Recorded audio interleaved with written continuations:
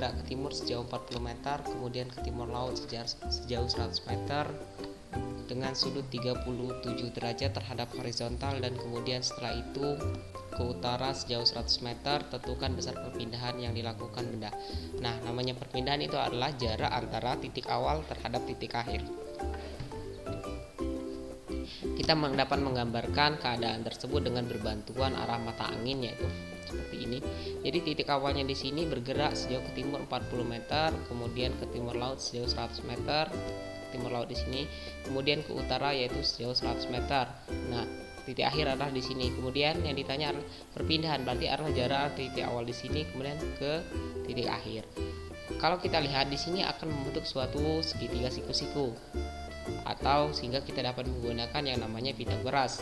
Nah, pada di sini yang tadi yang sejauh ke arah timur laut 100 meter itu merupakan sisi miring dari segitiga di sini.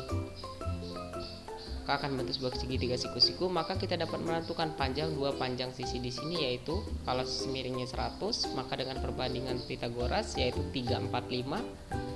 Yang panjang sisi miringnya ada 5, kemudian sisi dan tegaknya yaitu 3 atau 4. Maka kita dapat menentukan yaitu 80 dan 60. Kemudian setelah itu maka kita dapat menentukan besar perpindahan, yaitu dengan rumus Pythagoras. 40 tambah 80 120, 60 ditambah 100 berarti 160. Berarti berapa panjang sisi miring yang dimana kedua sisi yang lain yaitu 120 dan 160. Dengan perbandingan segitiga kembali 345, maka kita dapat menentukan, sudah dipastikan bahwa besar perpindahannya atau sisi miringnya adalah 200. Karena apa? Yang 3 itu mana? Yang 3 adalah 120, yang 4 adalah 160, yang 200 adalah 5. Sama-sama kita bagi dengan 40. Seperti itu. Jadi kita sederhanakan saja dengan perbandingan 3, 4, dan 5. Atau kalau kita mau caranya yaitu dengan sisi miring sama dengan akar dari sisi datar kuadrat ditambah sisi tegak kuadrat, sama saja hasilnya adalah 200. Kemudian soal nomor 2. Perhatikan gambar dan tabel data evokasi warga terdampak abu vulkanik dari letusan gunung berikut. Tabelnya seperti ini. Pertanyaannya adalah kondisi yang tepat terkait dengan gambar tersebut adalah, kita fokus ke A, B, C, atau D. Yang pertama yang A adalah perubahan momentum sama dengan adalah perkalian gaya dan waktu. Kita coba. Gayanya adalah 2 juta dan waktunya adalah 0,2 sekon. Apakah hasilnya adalah benar 40.000 perubahan momentumnya? 2 juta dikali 0,02 maka hasilnya adalah 40.000, benar. Kemudian kita coba yang B, 2 juta dikali 0,01 maka hasilnya adalah 20.000. Jadi benar, bisa kita pastikan adalah yang A adalah jawaban yang benar. Jadi kita bisa menggunakan cara-cara tersebut. Jadi karena apa? Perubahan momentum rumusnya adalah gaya dikali dengan waktu. Kemudian soal selanjutnya. Biota laut adalah semua makhluk hidup yang ada di laut, baik hewan maupun tumbuhan. Pembagian tersebut tidak ada kaitannya dengan klasifikasi ilmiah, ukuran hewan ataupun tumbuhan, tetapi berdasarkan pada kebiasaan hidup secara umum seperti gerak berjalan, pola hidup, dan sebaran menurut ekologi. Jenis biota laut yang anggota kelompoknya dapat berperan sebagai produsen dalam rantai makanan adalah sebagai produsen, di mana produsen adalah sebuah makhluk hidup yang dapat memproduksi makanan sendiri, bukan mendapatkan makanan dari makhluk lain atau organisme lain. Yang pertama fitoplankton dan zooplankton. Sudah pasti salah, karena apa? Zooplankton itu adalah hewan-hewan kecil atau ikan kecil biasanya yang memakan fitoplankton. Berarti A sudah pasti salah. Kita ke pembahasan. Fitoplankton yaitu adalah tumbuhan, dan zooplankton adalah plankton yang berbentuk hewan. Dan planktonik yaitu biota yang melayang-layang, mengapung, dan berenang mengikuti arus karena tidak dapat melawan arus. Nektonik adalah biota yang berenang-renang namun hanya terdiri dari hewan-hewan saja. Kemudian bentik adalah biota yang hidup di dasar atau dalam substrat baik tumbuhan maupun hewan. Nah, namanya tumbuhan pasti dia adalah suatu produsen, sehingga dapat kita simpulkan bahwa yang termasuk produsen yaitu adalah fitoplankton atau sana planktonik ya, dengan bentik. Jadi jawaban yang benar adalah C, karena A sudah pasti salah yaitu zooplankton hewan, kemudian nektonik itu sudah hewan juga sudah pasti salah, kemudian di sini ada juga nektonik. Jadi yang benar adalah C. Kita dapat menggunakan dengan cara eliminasi jika soal pilihan ganda seperti itu. Kemudian lanjut, biodiesel adalah bahan bakar alternatif yang dapat diperoleh dari minyak tumbuhan, lemak binatang ataupun minyak bekas melalui ekterifikasi dengan alkohol. Bahan dasar biodiesel adalah minyak sawit, minyak jelantah, minyak jarak, dan minyak kedelai. Kelebihan biodiesel adalah, perlu kita ingat pada soal ini, kelebihan. Jadi kita cari pada kelebihan bukan kekurangan. Kalau yang pertama, kualitas oksidasi yang buruk jika disimpan terlalu lama. Ini adalah suatu kelemahan dari biodiesel. Yang kedua, rusaknya ekosistem akibat penanaman tanaman pangan secara besar-besaran. Ini juga adalah suatu kelemahan ataupun kekurangan, bukanlah suatu kelebihan. Kapasitas pembangkit listrik menurun dibandingkan dengan menggunakan minyak diesel. Ini adalah suatu kekurangan juga atau kelemahan, sehingga kita dapat mengetahui bahwa jawaban A-nya adalah bahwa kelebihan biodiesel adalah memiliki karakteristik yang sama dengan minyak diesel, tidak perlu modifikasi motor mesin. Lanjut, perhatikan tabel berikut. Lokasi tanah pertama pH-nya adalah 7, lokasi tanah kedua pH-nya 8,5, dan lokasi ketiga adalah pH-nya yaitu 4. Yang ditanya adalah manakan pernyataan yang benar tentang tingkat kesuburan tanah. Perlu kita garisbawahi, tanah yang subur adalah tanah yang bersifat netral. Tanah yang bersifat netral yaitu adalah pH-nya adalah sama dengan 7. Nah, pengaruh pH tanah terhadap tanaman. Kalau di sini tanaman, kalau dia pH-nya di bawah 4,5 maka dia akan terlalu besar. Kalau pH-nya 5,5 sampai dengan 6 rata-rata, itu adalah rata-rata tanah di Indonesia. Terdapat secara yang optimum untuk tanaman. Kalau pH-nya di atas 6, tanaman akan terlalu vegetatif. Jadi di sini ada pH-nya sama dengan 7. Kalau pH-nya sama dengan 7 itu bersifat netral, maka ini bagus. Maka kita lihat di ABS pilihan jawaban. Yang pertama, lokasi 1 lebih subur daripada lokasi 2 dan 3. Lokasi 2 dan 3 tentu sudah pasti benar bahwa lokasi 1 lebih subur daripada lokasi 2 dan 3 karena di sini bersifat netral, pH-nya sama dengan 7. Lokasi 2 lebih subur daripada lokasi 1. Lokasi 2 pH-nya 8,5. Yang lokasi 1 pH-nya sama dengan 7. Salah. Yang C juga salah karena lokasi 3 lebih subur daripada lokasi 1. Itu pun salah. Jadi yang benar adalah jawaban yang A. Lokasi 1 lebih subur daripada lokasi 3 dan 2. Karena yang paling baik itu adalah pH-nya yaitu sama dengan 7.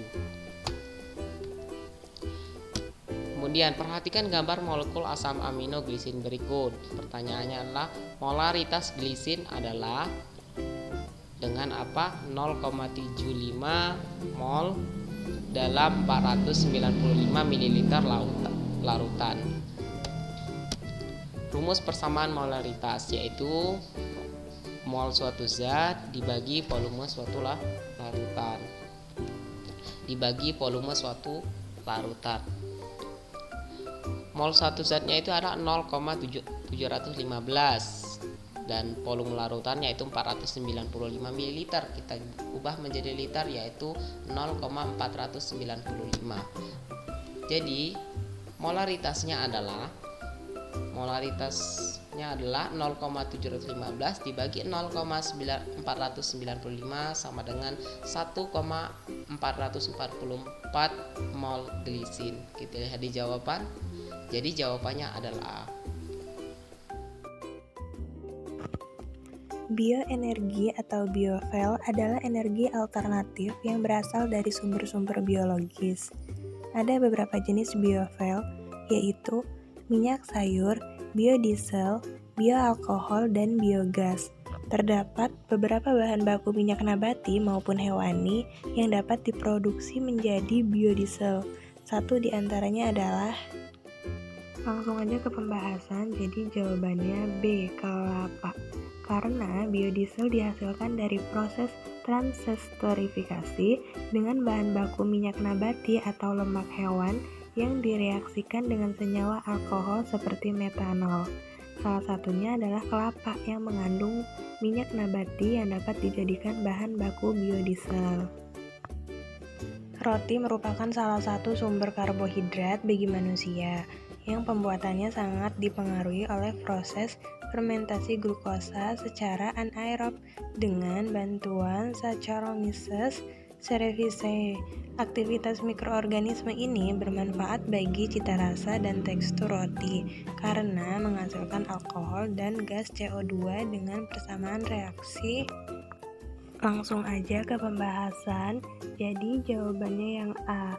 Kenapa? Karena proses fermentasi pada roti disebut juga fermentasi alkohol karena hasil akhir yang dihasilkan berupa alkohol.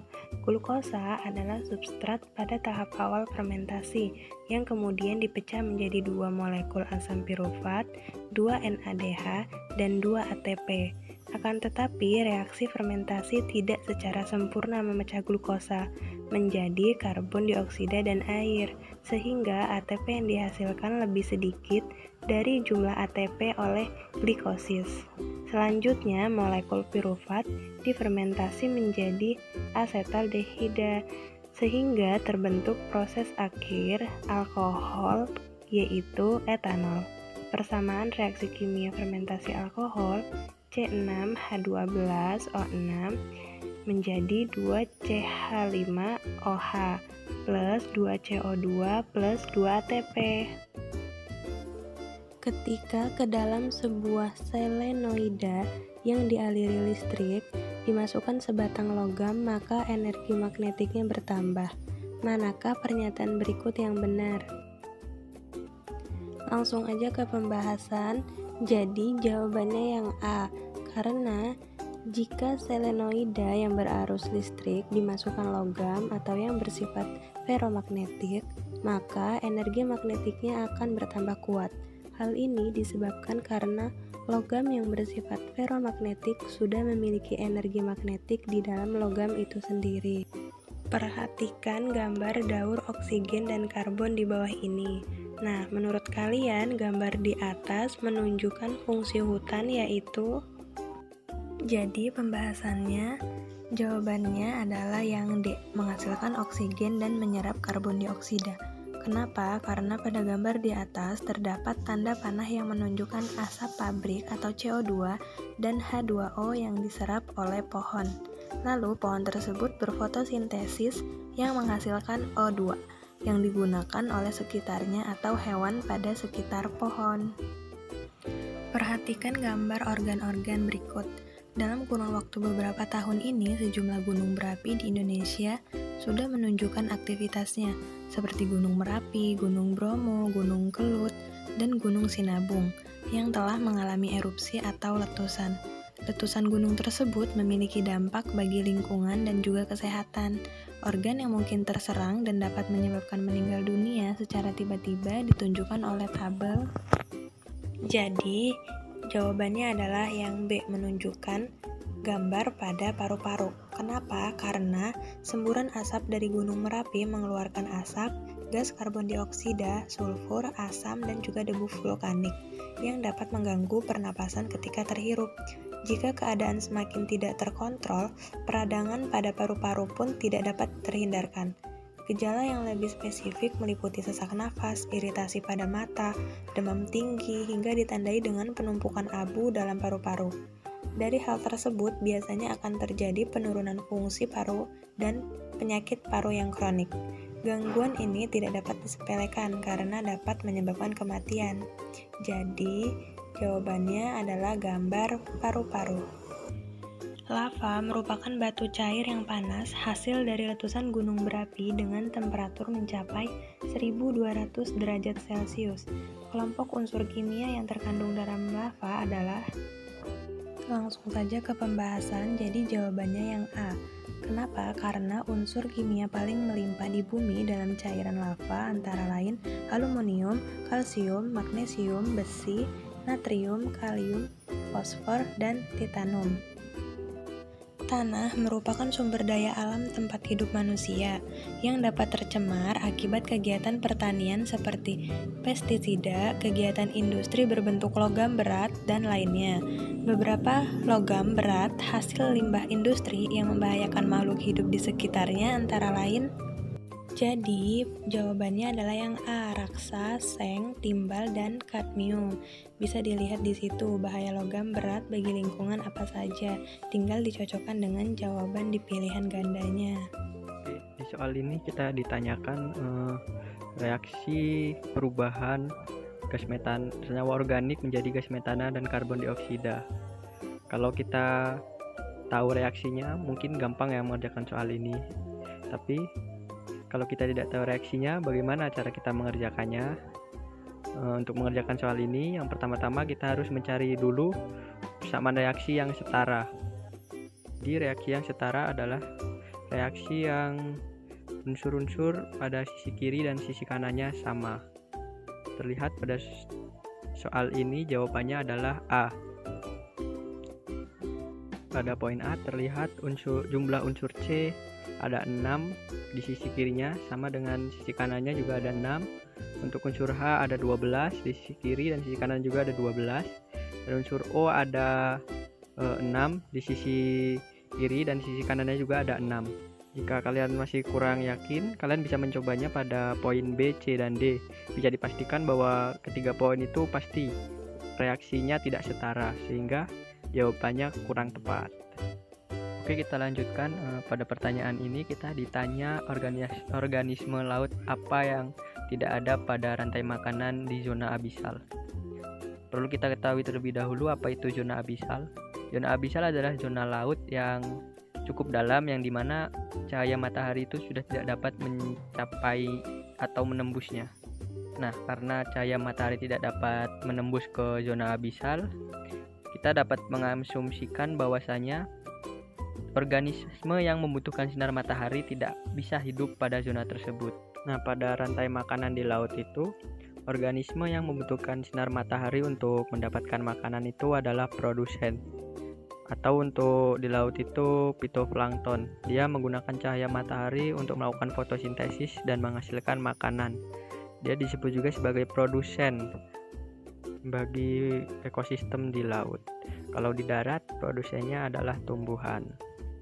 Oke, kita lanjutkan. Pada soal ini kita disuruh untuk memilih pernyataan yang benar sesuai dengan data yang diberikan. Terlihat pada soal kita diberikan tabel yang memperlihatkan pH air pada air laut yang di tempat yang berbeda-beda. Kita disuruh untuk memilih pernyataan yang benar untuk data itu. Jawaban dari soal ini adalah A. pH air mempengaruhi kehidupan biota laut. Kenapa jawabannya A? Karena untuk jawaban B itu biota laut dapat hidup dengan pH asam tinggi, itu tidak dijelaskan pada tabelnya. Dan pada pilih poin C, biota laut menyukai pH basa tinggi, itu juga tidak dijelaskan dalam data yang diberikan. Yang terakhir, untuk poin D, biota laut akan berpindah-pindah, itu juga tidak dijelaskan pada tabel. Sehingga jawaban yang tepat adalah jawaban A, yaitu pH air mempengaruhi kehidupan biota laut. Oke, kita lanjutkan. Pada soal ini kita ditanya nama dari teknologi yang digunakan untuk mengolah sampah organik menjadi biogas.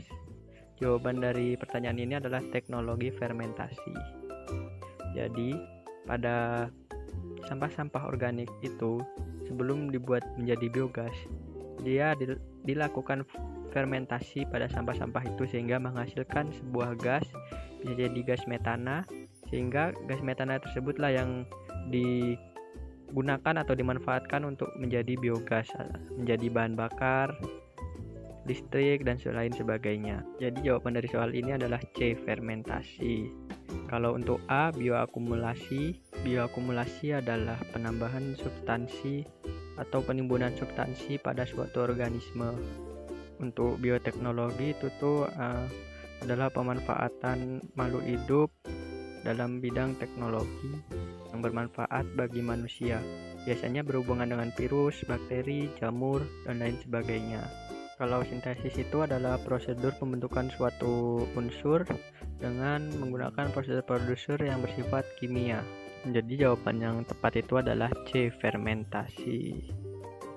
Pada soal ini kita ditanyakan alasan kenapa air laut dingin sedangkan pasir itu terasa panas pada siang hari. Pertanyaan ini berhubungan erat dengan penyerapan dan pelepasan kalor pada suatu benda.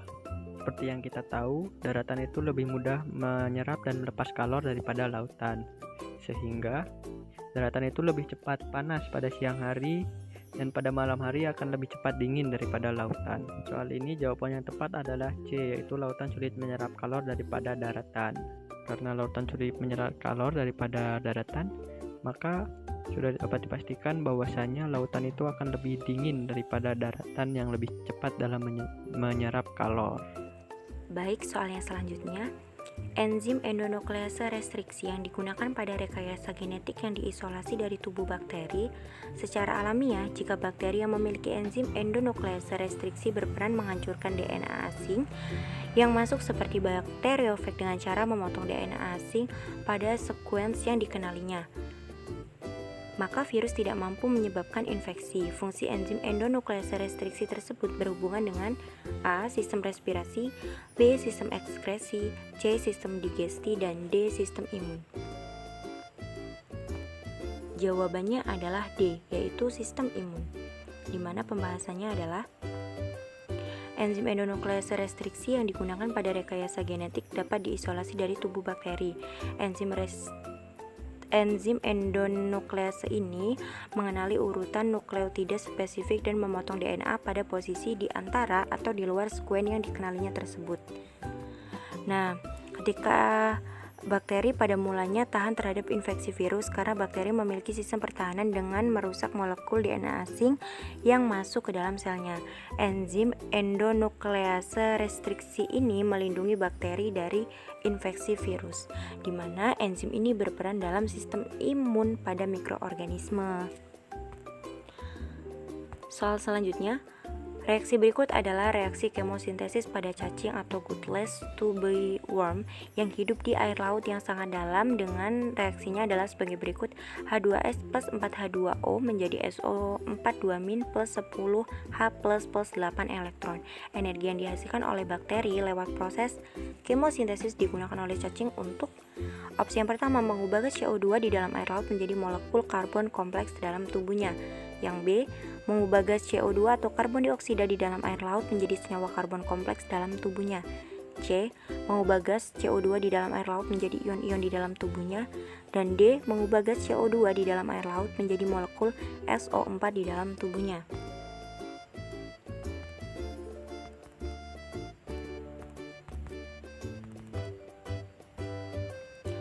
Jawabannya adalah A, di mana pembahasannya reaksi yang terjadi yang sudah dituliskan di soal adalah H2S plus 4H2O menjadi SO42- plus 9H plus 8E. Proses reaksi di atas kan disebut dengan kemosintesis. Pada proses tersebut, energi yang dihasilkan oleh bakteri lewat proses kemosintesis akan digunakan cacing-cacing untuk mengubah air laut di dalamnya terlarut karbon dioksida atau CO2 menjadi molekul karbon kompleks dalam tubuhnya. Soal selanjutnya, hutan Indonesia memiliki keanekaragaman hayati yang tinggi dan perlu dipelihara. Keberadaan tanaman monokultural berlebihan seperti sawit dapat menurunkan kesuburan tanah. Salah satunya itu akibat pemberian pupuk anorganik sebagai berikut. A. Urea, KCl, dan boraks. B. Kompos, boraks, dan KCl. C. Urea, kompos, dan boraks. Dan yang D. Kompos, boraks, dan kotoran sapi. Dari soal yang ditanya itu adalah dia kan akibat pemberian pupuk anorganik. Nah, yang termasuk pupuk organik itu opsi yang mana? Jawabannya adalah A, di mana pembahasannya berdasarkan senyawa penyusunnya, pupuk itu dapat dibedakan menjadi dua jenis, yaitu pupuk organik dan pupuk anorganik. Pupuk organik itu adalah pupuk yang berasal dari bahan-bahan organik atau alami seperti tumbuhan dan hewan. Sedangkan pupuk anorganik itu yang tidak berasal dari bahan organik atau bisa dikenal juga dengan pupuk kimia. Nah, dari opsi A sampai D tadi, opsi B sampai D itu terdapat kompos, dimana kita tahu kompos adalah contoh dari pupuk organik. Jadi opsi yang tepat atau contoh dari pupuk anorganik adalah jawaban yang A, urea, KCl, dan boraks. Soal selanjutnya yaitu bioenergi atau biofuel adalah energi alternatif yang berasal dari sumber-sumber biologis. Ada beberapa jenis biofuel yaitu minyak sayur, biodiesel, bioalkohol, dan biogas. Penggunaan bioenergi atau biofuel memiliki keunggulan dalam beberapa hal. Yang A, merupakan sumber energi tak terbaharui. Yang B, kotoran hewan dapat menyebabkan gas metana. C, memproduksi energi tanpa meningkatkan kadar CO2 atau karbon dioksida di dalam udara. D, rancangan mesin lebih sederhana dibandingkan mesin bahan bakar minyak. Nah, yang ditanya di soal di sini itu salah satu keunggulan daripada penggunaan bioenergi itu apa sih?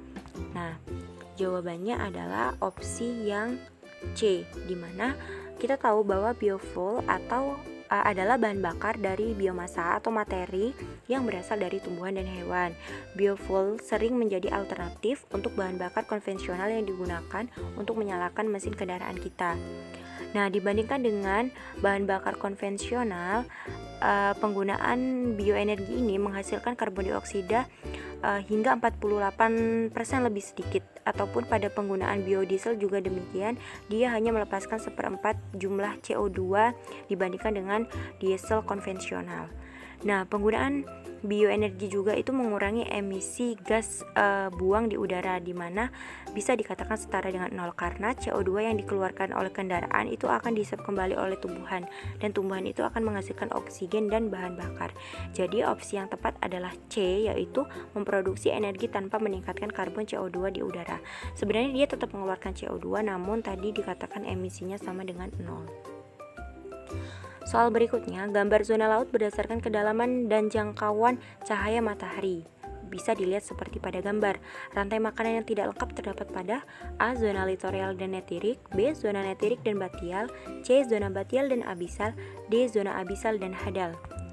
Jawabannya adalah opsi yang D, yaitu pembahasannya sebagai berikut. Berdasarkan kedalamannya dan juga intensitas cahaya, laut itu dibedakan menjadi 4, yaitu zona litoral, zona neritik, zona batial, dan zona abisal. Di mana zona litoral maksudnya itu adalah zona pesisir, sedangkan zona neritik adalah laut dangkal dengan kedalaman antara 150 sampai 200 meter.